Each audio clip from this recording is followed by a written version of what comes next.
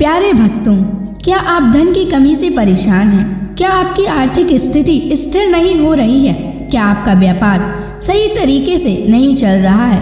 तो आज आप सही वीडियो पर आए हैं, क्योंकि आज हम आपको हनुमान जी का एक ऐसा चमत्कारी और प्रभावशाली मंत्र बताने जा रहे हैं, जिस मंत्र के प्रभाव से अचानक धन प्राप्ति के योग बनते हैं, व्यापार और नौकरी में सफलता मिलती है, घर परिवार में सुख समृद्धि का आगमन होता है। इसलिए प्यारे भक्तों, आप इस मंत्र का जाप नियमित 108 बार करें और पूरी श्रद्धा के साथ करें, क्योंकि इस मंत्र के जाप का फल आपको जल्द ही प्राप्त हो जाएगा। हनुमान जी की उपासना और मंत्रों का जाप जो भी भक्त करता है, उसकी सभी मनोकामनाएं पूरी होती हैं और उसकी सभी समस्याएं हमेशा के लिए खत्म हो जाती हैं। वो सदैव के लिए हनुमान जी के शरणों में चला जाता है और उस पर हमेशा हनुमान जी की असीम कृपा बनी रहती है। इसलिए प्यारे भक्तों, इस मंत्र का जाप नियमित 108 बार करें और जब भी आप इस मंत्र का जाप करें तो इस वीडियो को चला लें। आप इस वीडियो को अपने मोबाइल फ़ोन पर चलाकर अपने घर, दुकान या ऑफिस में छोड़ दें, जिससे हनुमान जी की कृपा उन सभी स्थानों पर भी बनी रहे और आपकी कार्य में आपको सफलता प्राप्त हो। अगर आप हनुमान जी का आशीर्वाद प्राप्त करना चाहते हैं तो इस वीडियो को लाइक और चैनल को सब्सक्राइब जरूर कर दीजिए और कमेंट बॉक्स में हनुमान जी की जय अवश्य लिख दीजिए। तो चलिए भक्तों, मंत्र का जाप करना प्रारंभ करते हैं। ओम हनुमते वज्रदेहाय कर्म सिद्धिं कुरु स्वाहा। ओम हनुमते वज्रदेहाय कर्म सिद्धिं कुरु स्वाहा। ओम हनुमते वज्रदेहाय कर्म सिद्धिं कुरु स्वाहा। ओम हनुमते वज्रदेहाय कर्म सिद्धिं कुरु स्वाहा। ओम हनुमते वज्रदेहाय कर्म सिद्धिं कुरु स्वाहा। ओम हनुमते वज्रदेहाय कर्म सिद्धिं कुरु स्वाहा।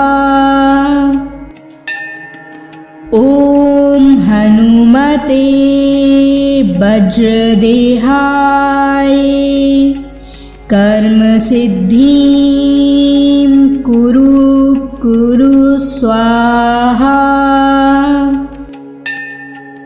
ओम हनुमते वज्रदेहाय कर्म सिद्धिं कुरु स्वाहा। ओम हनुमते वज्रदेहाय कर्म सिद्धिं कुरु स्वाहा। ओम हनुमते वज्रदेहाय कर्म सिद्धिं कुरु स्वाहा। ओम हनुमते वज्रदेहाय कर्म सिद्धिं कुरु स्वाहा। ओम हनुमते वज्रदेहाय कर्म सिद्धिं कुरु कुरु स्वाहा। ॐ हनुमते वज्रदेहाय कर्म सिद्धिं कुरु कुरु स्वाहा। ॐ हनुमते वज्रदेहाय कर्म सिद्धिं कुरु कुरु स्वाहा। ॐ हनुमते वज्रदेहाय कर्म सिद्धिं कुरु कुरु स्वाहा। ॐ हनुमते वज्रदेहाय कर्म सिद्धिं कुरु कुरु स्वाहा। ॐ हनुमते वज्रदेहाय कर्म सिद्धिं कुरु कुरु स्वाहा। ॐ हनुमते वज्रदेहाय कर्म सिद्धिं कुरु कुरु स्वाहा। ॐ हनुमते वज्रदेहाय कर्म सिद्धिं कुरु कुरु स्वाहा। ॐ हनुमते वज्रदेहाय कर्म सिद्धिं कुरु कुरु स्वाहा। ॐ हनुमते वज्रदेहाय कर्म सिद्धिं कुरु कुरु स्वाहा। ॐ हनुमते वज्रदेहाय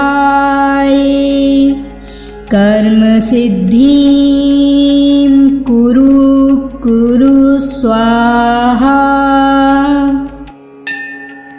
ॐ हनुमते वज्रदेहाय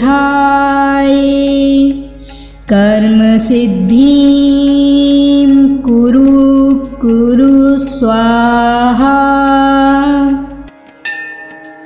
ॐ हनुमते वज्रदेहाय कर्म सिद्धिं कुरु कुरु स्वाहा।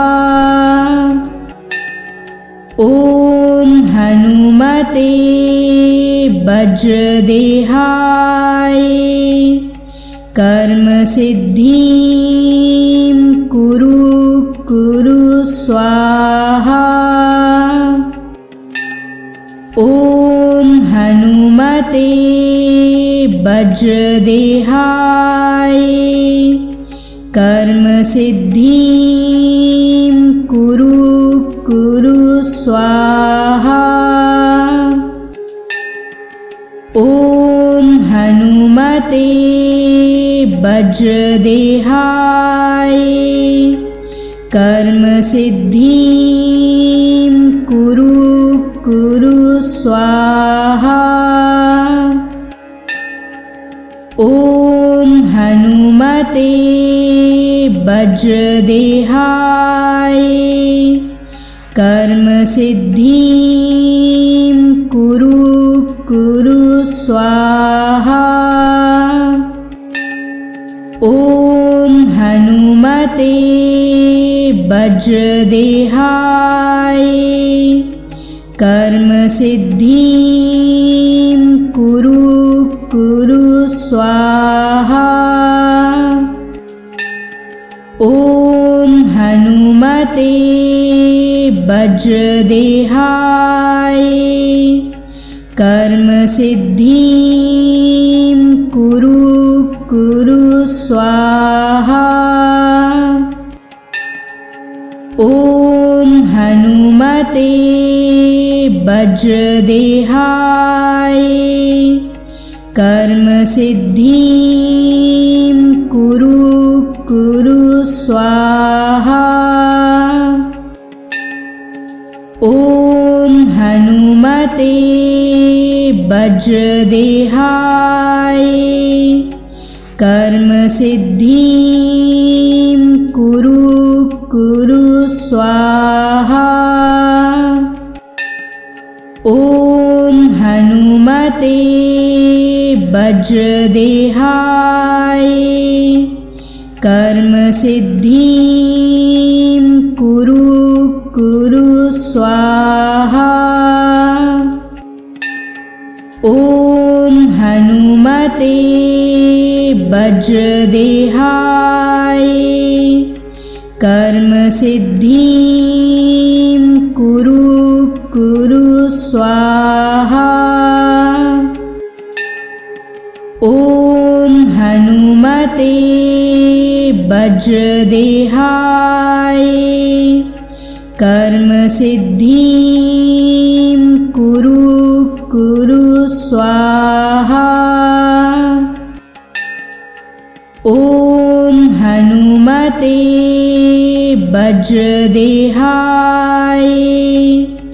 कर्म सिद्धिं कुरु स्वाहा। ॐ हनुमते वज्रदेहाय कर्म सिद्धिं कुरु स्वाहा। ॐ हनुमते वज्रदेहाय कर्म सिद्धिं कुरु स्वाहा। ॐ हनुमते वज्रदेहाय कर्म सिद्धिं कुरु स्वाहा। ॐ हनुमते वज्रदेहाय कर्म सिद्धिं कुरु स्वाहा। ॐ हनुमते वज्रदेहाय कर्म सिद्धिं कुरु स्वाहा। ॐ हनुमते वज्रदेहाय कर्म सिद्धिं कुरु स्वाहा। ॐ हनुमते वज्रदेहाय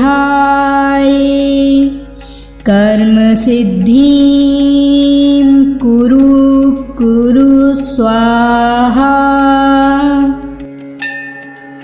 ॐ हनुमते वज्रदेहाय कर्म सिद्धिं कुरु स्वाहा। ॐ हनुमते वज्रदेहाय कर्म सिद्धिं कुरु स्वाहा। ॐ हनुमते वज्रदेहाय कर्म सिद्धिं कुरु स्वाहा। ॐ हनुमते वज्रदेहाय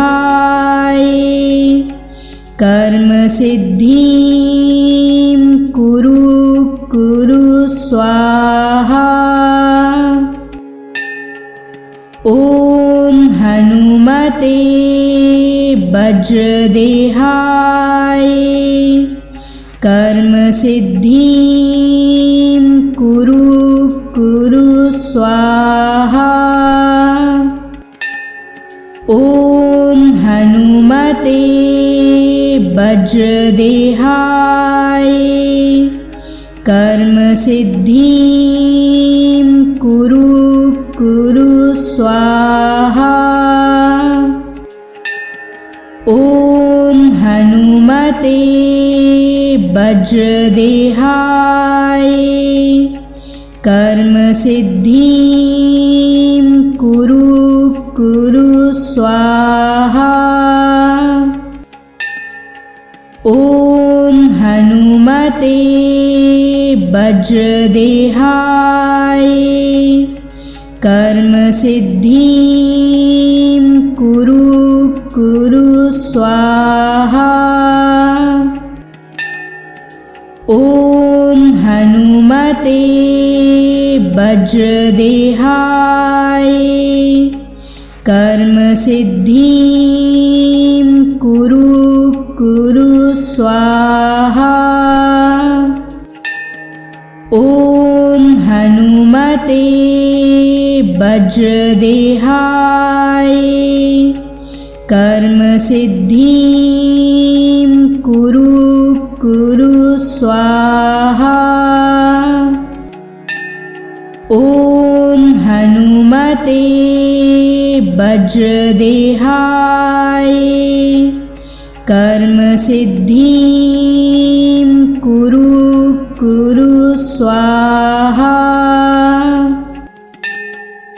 ॐ हनुमते वज्रदेहाय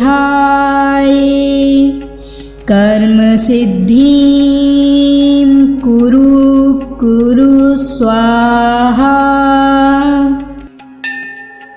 ॐ हनुमते वज्रदेहाय कर्म सिद्धिं कुरु कुरु स्वाहा। ॐ हनुमते वज्रदेहाय कर्म सिद्धिं कुरु कुरु स्वाहा। ॐ हनुमते वज्रदेहाय कर्म सिद्धिं कुरु कुरु स्वाहा। ॐ हनुमते वज्रदेहाय कर्म सिद्धिं कुरु कुरु स्वाहा। ॐ हनुमते वज्रदेहाय कर्म सिद्धिं कुरु कुरु स्वाहा।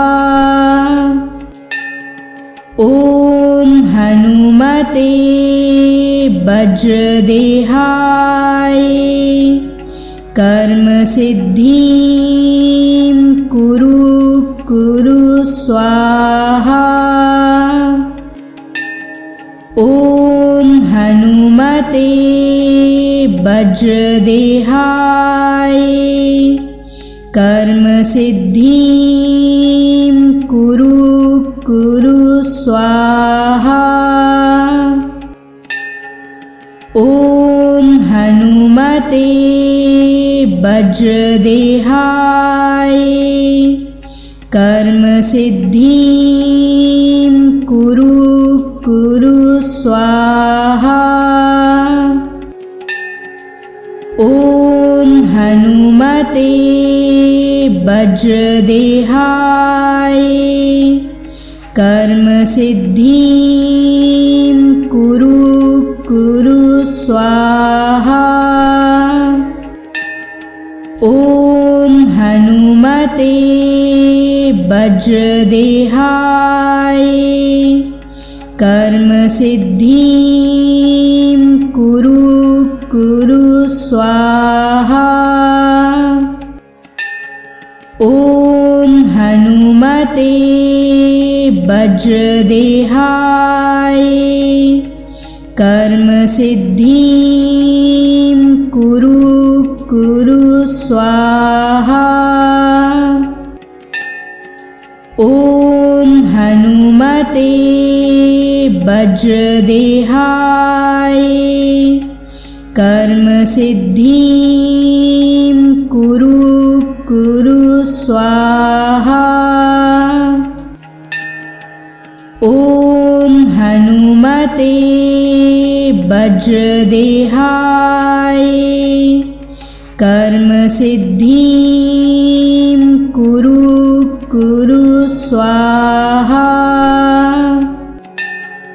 ॐ हनुमते वज्रदेहाय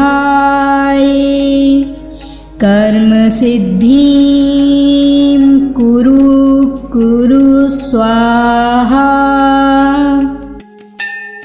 ॐ हनुमते वज्रदेहाय कर्मसिद्धिं कुरु स्वाहा।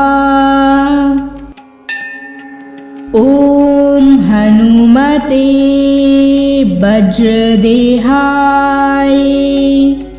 कर्मसिद्धिं कुरु स्वाहा।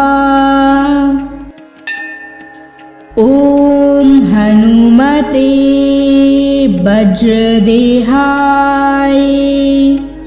कर्मसिद्धिं कुरु स्वाहा।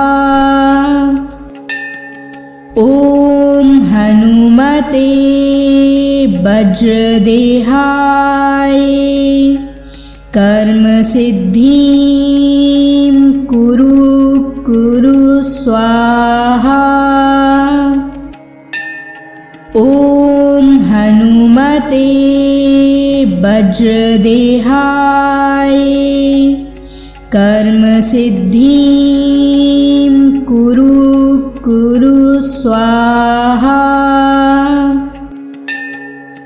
ॐ हनुमते वज्रदेहाय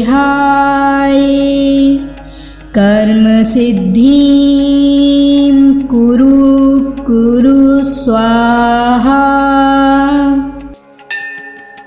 ॐ हनुमते वज्रदेहाय कर्मसिद्धिं कुरु स्वाहा। ॐ हनुमते वज्रदेहाय कर्मसिद्धिं कुरु स्वाहा। ॐ हनुमते वज्रदेहाय कर्मसिद्धिं कुरु स्वाहा। ॐ हनुमते वज्रदेहाय कर्मसिद्धिं कुरु स्वाहा। ॐ हनुमते वज्रदेहाय कर्मसिद्धिं कुरु स्वाहा। ॐ हनुमते वज्रदेहाय कर्मसिद्धिं कुरु स्वाहा। ॐ हनुमते वज्रदेहाय कर्म सिद्धिं कुरु कुरु स्वाहा। ॐ हनुमते वज्रदेहाय कर्म सिद्धिं कुरु कुरु स्वाहा। ॐ हनुमते वज्रदेहाय कर्म सिद्धिं कुरु कुरु स्वाहा। ॐ हनुमते वज्रदेहाय कर्म सिद्धिं कुरु कुरु स्वाहा। ॐ हनुमते वज्रदेहाय कर्म सिद्धिं कुरु कुरु स्वाहा। ॐ हनुमते वज्रदेहाय कर्म सिद्धिं कुरु कुरु स्वाहा। ॐ हनुमते वज्रदेहाय कर्म सिद्धिं कुरु कुरु स्वाहा। ॐ हनुमते वज्रदेहाय कर्म सिद्धिं कुरु कुरु स्वाहा। ॐ हनुमते वज्रदेहाय कर्म सिद्धिं कुरु कुरु स्वाहा। ॐ हनुमते वज्रदेहाय कर्म सिद्धिं कुरु कुरु स्वाहा। ॐ हनुमते वज्रदेहाय कर्म सिद्धिं कुरु कुरु स्वाहा। ॐ हनुमते वज्रदेहाय कर्म सिद्धिं कुरु कुरु स्वाहा। ॐ हनुमते वज्रदेहाय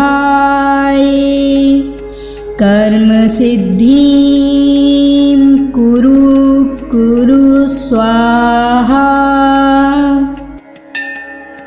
ॐ हनुमते वज्रदेहाय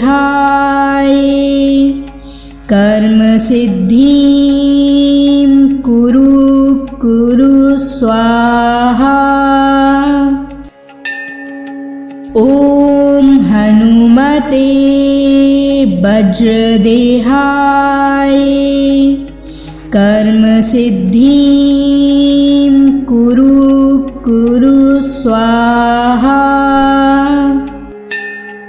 ॐ हनुमते वज्रदेहाय कर्म सिद्धिं कुरु कुरु स्वाहा।